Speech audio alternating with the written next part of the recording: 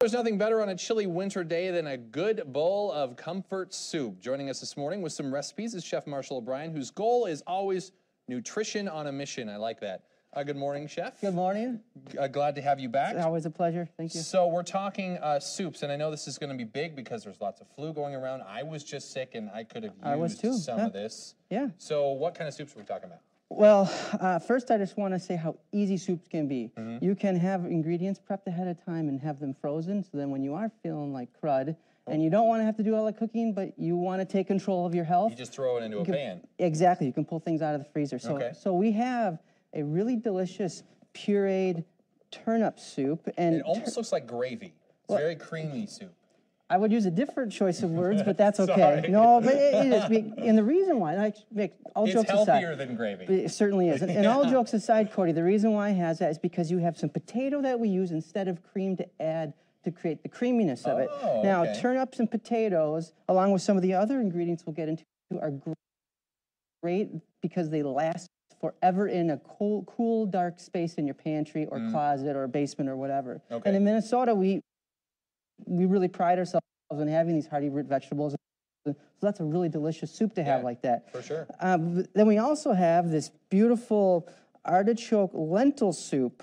Now, with all of the soups, I didn't use any cream or anything like that. And you notice how creamy and hearty and chunky that is. They look creamy. They certainly do. And lentils, when we have lentils, those will help add a creaminess to them, and they're high in protein, and they taste delicious. And we used a little soy sauce, or you can use tamari, or a little liquid Bragg's amino acids, which is like soy sauce, to flavor it. We have carrots and leeks, and again, carrots and leeks and onions are great hearty vegetables that will last for months in your refrigerator or in a cool, dark space, as we talked about. And then we have the artichokes.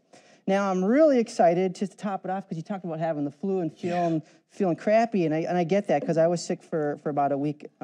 So basically, we've all had it. We've all had it. All right. So hopefully, so we're all safe now. Again. We've all got immunities. I hope so. And speaking of immunity, this soup is called the Immune Boosting Soup.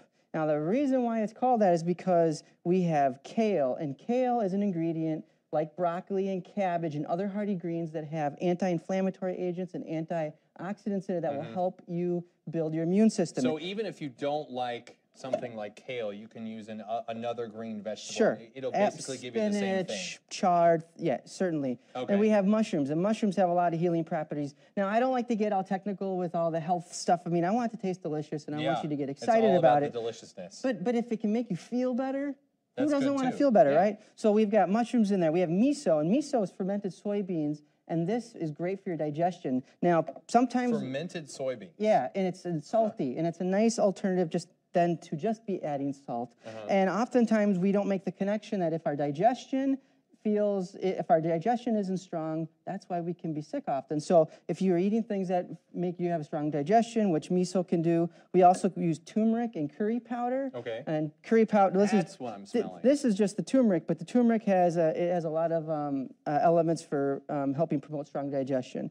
And then we have onions again, and we have ginger and garlic, and these are a staple in a lot of medicinal cooking. And I like to use them because they taste delicious. And they smell delicious. Yes, they smell delicious. And then you can use butternut squash or sweet potato for this soup.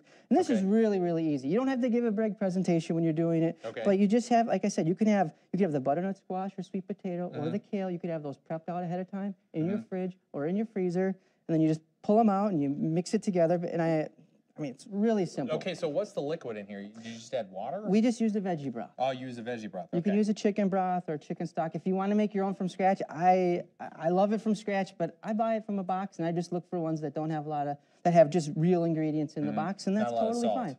You don't have to have the salt. You can get the salt from lemon, because we'll add that to this. You could add lemon to any of these, and it would taste fabulous. Now, is it the lemon or the lemon zest? Either one. I mean, do you want texture? And lemon zest will give you texture. Use the juice, that's fine. Just keep it simple. But often we don't think about the herbs, like with this parsnip puree soup. We've got parsley, we have dried basil. Use those flavors from the herbs and spices to make your soups taste delicious. Now, if you're making this at home, you throw them in a, because the hardest part for me is cooking time.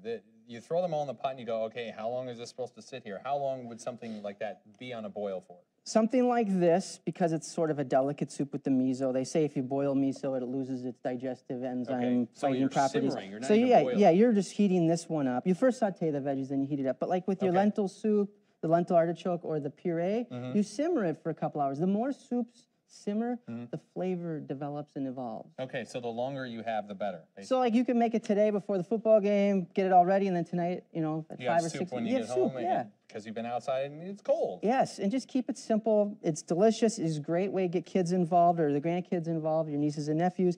Easy to make, and you feel great. Wonderful. All right, we're Real quick, let me just mention. one more thing. Yeah, you wonder why the gravy comment. Well, the reason why this looks like gravy is because we pureed it and we used this stick blender that's, I don't have, here we go.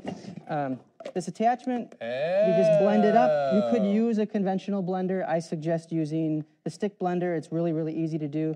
Be careful when you're using hot liquid so it doesn't splatter on you. Smart. Because that's not fun. Yeah, that wouldn't be fun. Well, Chef Marshall, thank you very much. And of course, if you want your recipes on all the soups, you have them just on chefmarshallobrien.com and go to the on Fox 9, and there's a link there, and they'll also be on your website. Wonderful.